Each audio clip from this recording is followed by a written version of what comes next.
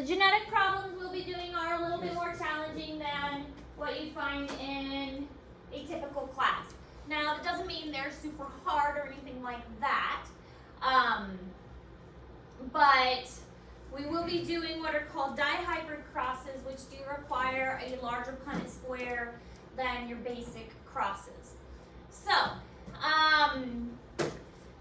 we are going to talk about, are we at the very beginning? Yes, we are. Okay.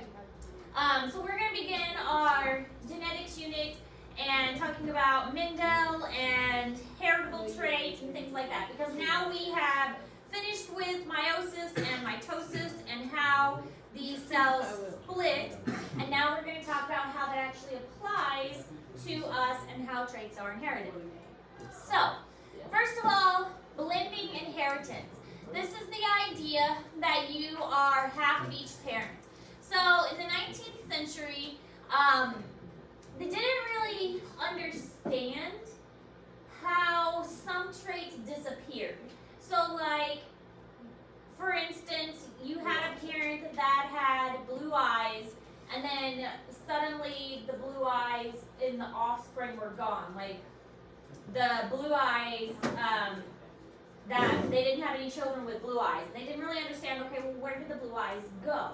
They didn't get that. They thought, well, you had one parent with one thing and you had another parent with one thing. Shouldn't they have a mixture of those things? That's what they thought, was this blending inheritance.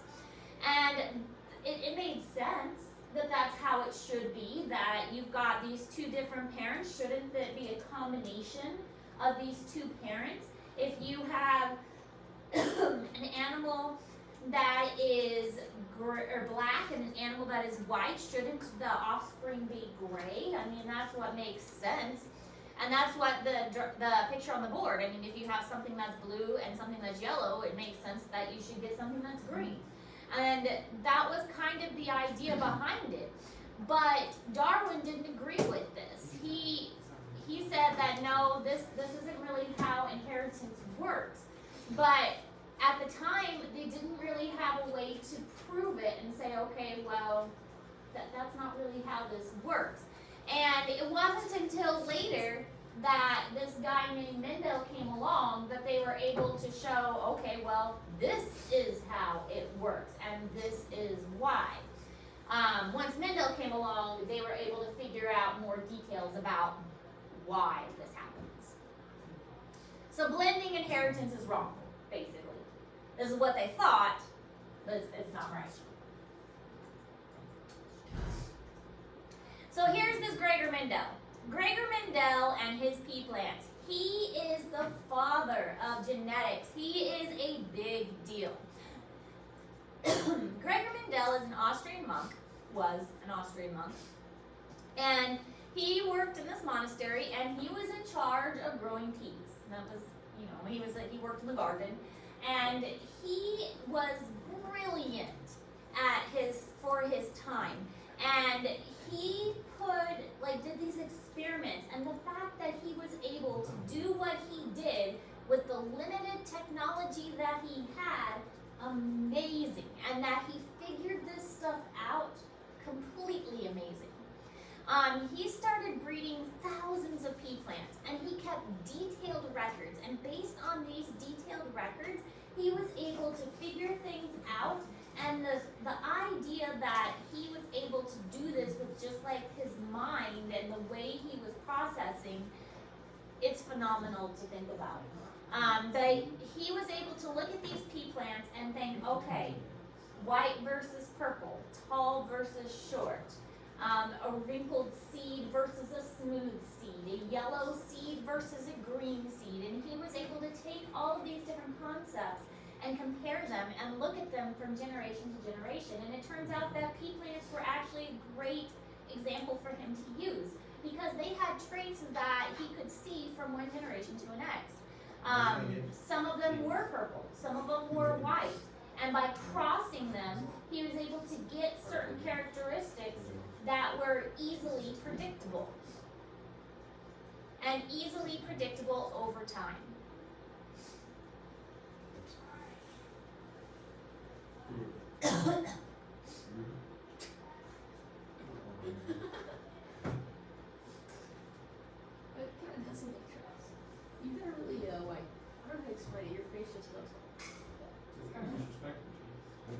I mean, it does.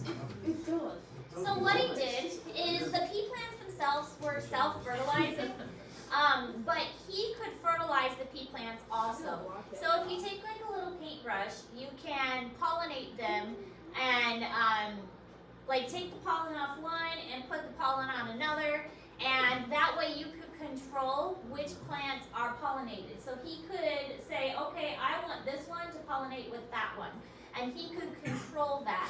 And then he could prevent other ones from pollinating and things like that, and then he could plant the seeds and really kind of control things and make certain predictions. And then he could collect the seeds and grow the seeds and see what happened. So he had a lot of control over what was going on. So basically what he did is he took some plants that were called true breeding. When something is true breeding, that means that it always had the same thing. And this is a term that you need to understand because this is going to come up when we do our genetic problems. Genetic problems are a lot like word problems. And when we get to our genetic problems, you're going to have 3 sets of genetic problems for this unit. The genetic problems are made to get progressively harder each time. So there's genetic problems 1, 2, and 3. So number 1 is the easiest, 2 is middle, and 3 is the hardest. So they're made to get progressively harder. True breeding means that it's always the same.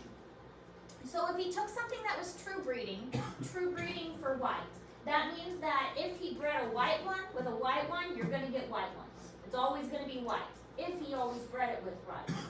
If he bred a purple one with a purple one, it's always going to be purple. It's true breeding for purple. So if he had a true breeding or bred true for purple, it's always going to be purple. That's what true breeding means. He didn't really understand why yet, but he knew that a purple bred with a purple always made purple. A short plant bred with a short plant always bred a short plant. And the offspring appeared in a predictable pattern when he did this. And he was able to figure out, okay, well, if I took a true breeding white and bred it with a true breeding purple, then I could predict what the offspring is going to look like. And the hereditary information is going to be passed on in a predictable pattern. I can figure out what the offspring are going to look like. No matter how many times I do this, I'm going to get the same results. So something must be going on here. For me to get the same results every single time, something has to be going on here. And so the hereditary information is passed in discrete units. Every single time I breed a purple with a white, I'm getting the exact same thing every time. What if you don't look anything like your parents? And everybody always asks, are you sure those are your parents? And We'll get into that. We'll get into that. That's because you probably got the recessive traits. What does that mean? You look like your grandpa. Well, my grandpa looks exactly like my dad. And I Well, don't you look look like your dad. But I don't. Just because he's got a beard. My dad said I look like the mailman. We'll get into that. But We'll get into that? there are traits that skip generations because of recessive traits. And the recessive traits are hidden in the population. But we'll get into all that. Did I tell you guys that a grindstaff males never live past the age of 65? He tells that all the time. It's just a pretty bad. It's kind of depressing. Yeah. Grim. We have some pretty bad heart problems in my family. For the men do. Kind of sad. And then my mom's side, they're all deaf. So. Huh? Broken heart. Broken heart.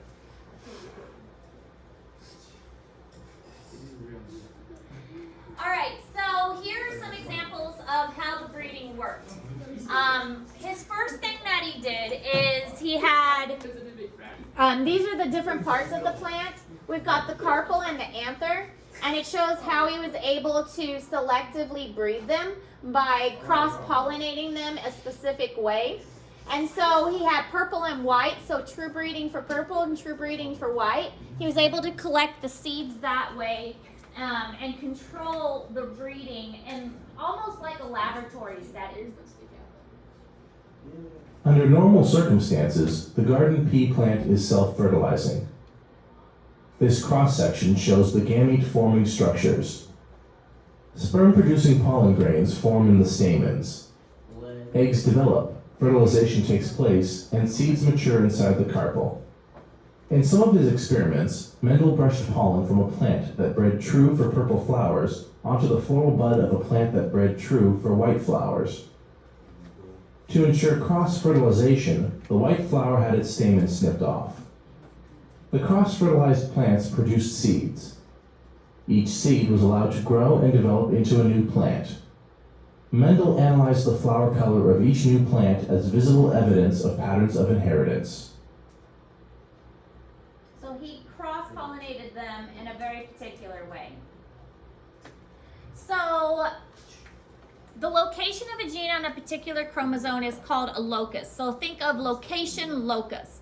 So also could be called a loci. Here is the location or the loci. Here's another loci.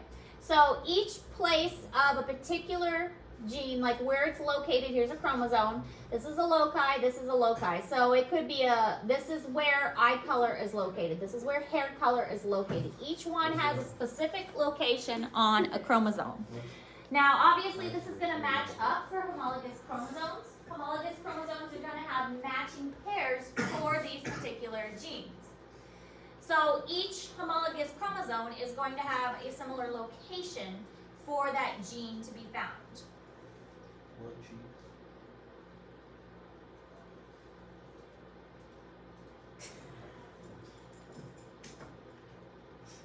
It's gonna be longer. Are you drawing me? No. You're drawing me.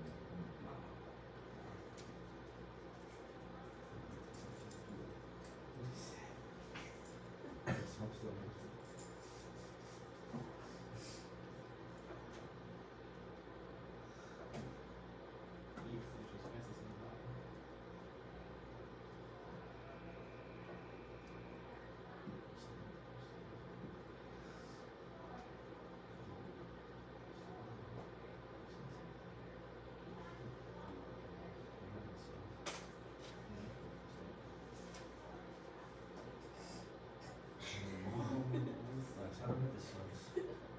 The picture of Tracy is pretty good. This was so. Tracy's picture is up. Okay, so this is in Google Classroom, but these are some specific gene loci that are found on human genes. And you can see the different chromosomes. Chromosomes have numbers, so this is chromosome 7, 9, 15, 20, and this is the X chromosome, and the different locations of different genes. So it's kind of neat that they have the human genome mapped out as well as they do. Here's another example. This one is a homologous pair. So the light colored one is from one parent and the dark colored one is from the other parent. Now in truth, we don't know which is from which parent, and that's something that we have to keep in mind. When we're looking at them just side by side like this, it's difficult for us to tell which parent they come from. We know that one is from one and one is from the other. Usually we can't tell which is mom and which is dad unless we have a sample from the mother and from the father in order to tell which is which. Typically we say that just for like easy purposes that the light blue is from mom or from dad and the dark blue purple is from mom. But unless we have a genetic sample, we can't really tell which is from which. But when we look at this, you can see that these three are really closely together. So when a chromosome is crossing over, it is less likely that crossing over will take place between these. These are grouped together. And because they are so closely grouped together, it is very unlikely that crossing over is going to take place there, between these. It is more likely that crossing over will take place here because there is a bigger gap. So because these three are really close together, these are a linkage group, and these three will often stay together. These are spaced further apart, so crossing over might take place here, crossing over might take place here, but not as likely that crossing over is going to take place between these. Those are linked together.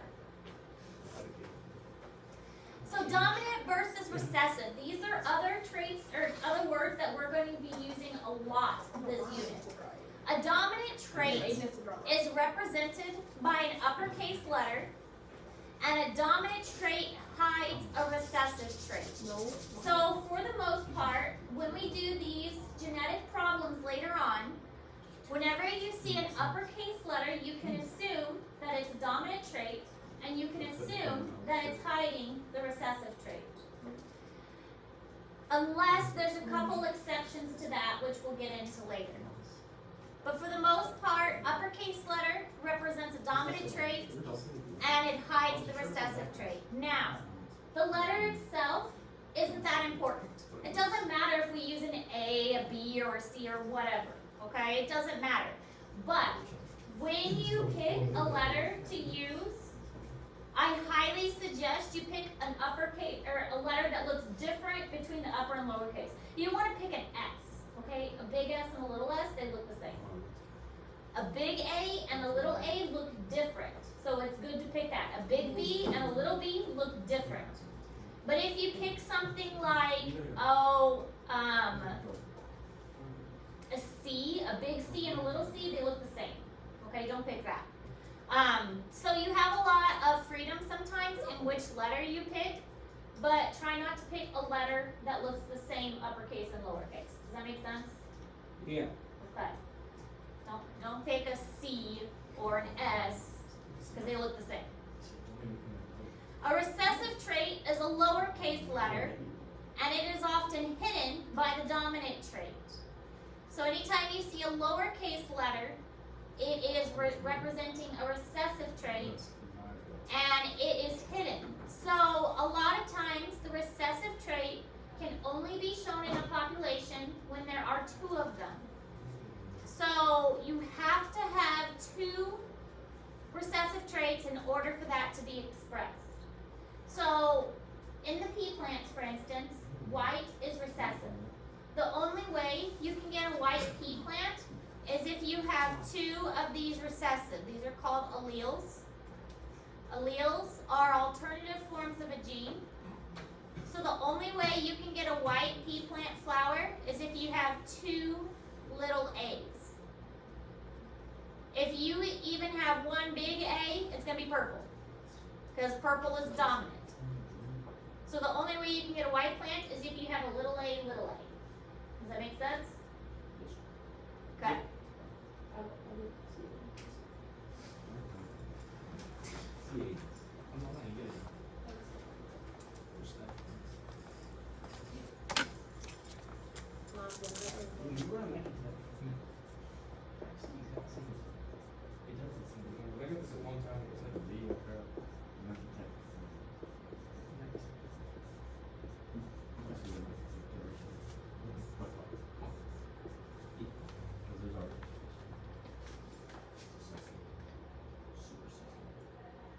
Diploid organisms have pairs of genes on pairs of homologous chromosomes.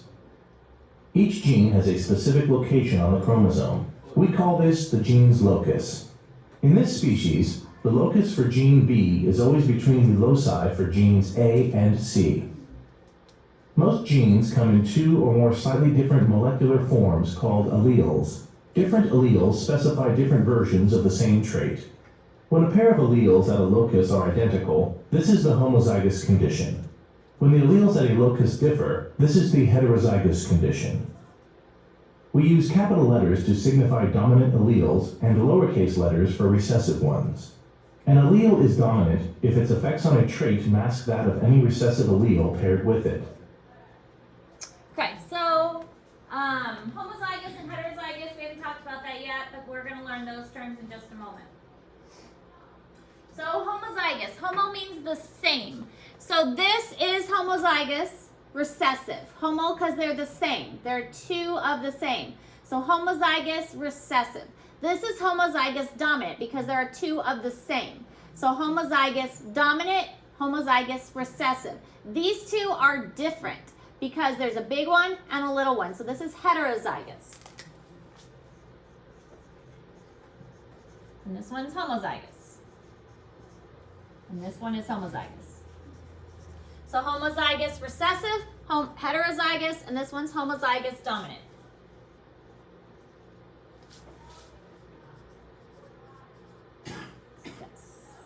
Okay? So homozygous dominant, they're bigger, they're going to dominate. Homozygous recessive, they're smaller. There's two of the same, so they're going to be the recessive ones. They're going to hide behind the dominant ones. So homozygous is the same, so we can have homozygous dominant or homozygous recessive. Heterozygous is one big, one little. The alleles are represented by alternative forms of a gene, and that's represented by the letters a big A or a little a. In this case, we're using A's.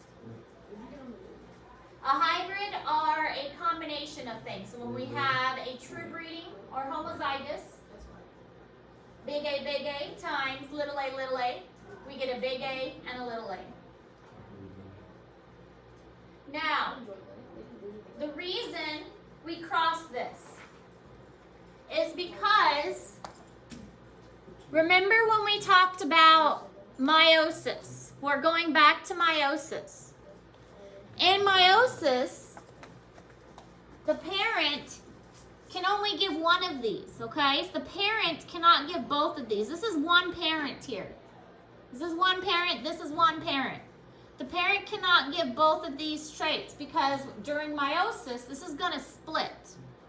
This is, imagine this is a cell. During meiosis, this is a diploid cell, but we got to make this haploid.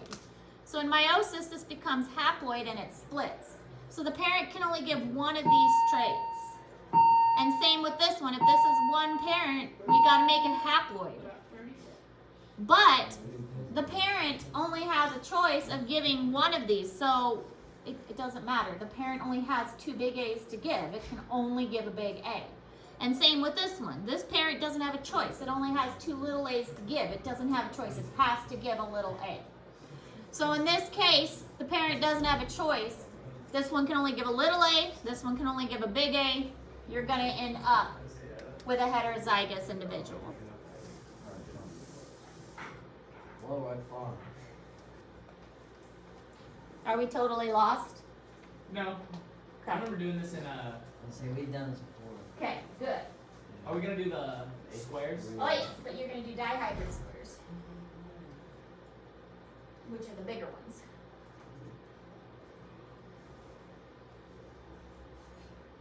So I'm glad you're not totally lost. All right, so homozygous, heterozygous, because you're getting a one chromosome from each parent or one allele from each parent. Now, genotype versus phenotype. Genotype and phenotype are two terms that we will also be using a lot. Genotype is the genetic representation. So big A, little a, little a, little a. That is the genotype. The phenotype, think physical. What does it physically look like? Is it a purple or is it white? That is the physical. Genotype is genetic, phenotype physical. What does it physically look like? So those are two terms we'll be using frequently. Genotype or phenotype.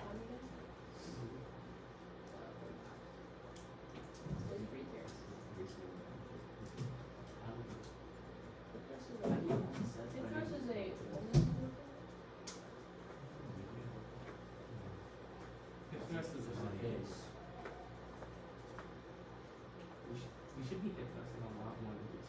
Getting up still is Abby's in my interest with my phone. She put out 45, so I was like, 45. We should be doing a lot more. You're not making it correct. she was like, oh, I do hip thrusts at home, so I mean, 45 times 0 is what we do. you guys don't do them at all. I see. Guys, do you do them? Sometimes. I do the Getting them up, like like, split squat. Is that what we do? I do it all. Dude, the I time.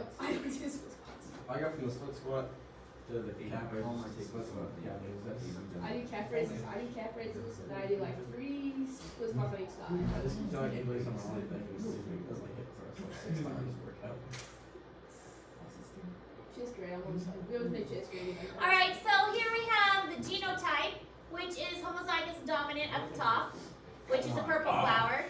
Then we have heterozygous at the bottom, which is the big P, little p. And then we have the homozygous recessive in the middle, which is 2 little p's, which is the white flower. So genotype on the left, phenotype on the right. All right, so that's all we're talking about today. Where key points is learning the different terms, because there are a lot of terms. Now, when we get to our genetic problems, they look like word problems. So you have to make sure you're comfortable with the terms, so that when we get to the genetic problems, again, there will be 3 sets of genetic problems, and each set will get progressively harder. So by the time we get to the 3rd set of genetic problems, it will be quite challenging. And they will be word problems like a guinea pig is homozygous dominant for long hair, and it is crossed with a heterozygous for short hair, and things like that. So it's going to be progressively harder. So you have to be comfortable with these terms. So it'll say something like, give the genotypic ratio of the offspring of the F1 generation. Okay? So that's why I'm trying to get you used to these terms now, because by the time we get to the genetic problems, it will be quite challenging. So you have to make sure you are comfortable with using these terms. When we get to the genetic problems, you're going to want to know these terms. So make sure you do know all of these terms and you're comfortable with using them, because they are like word problems like you would see in math. But we will do 3 sets of genetic problems. We're not going to start off quite that hard today.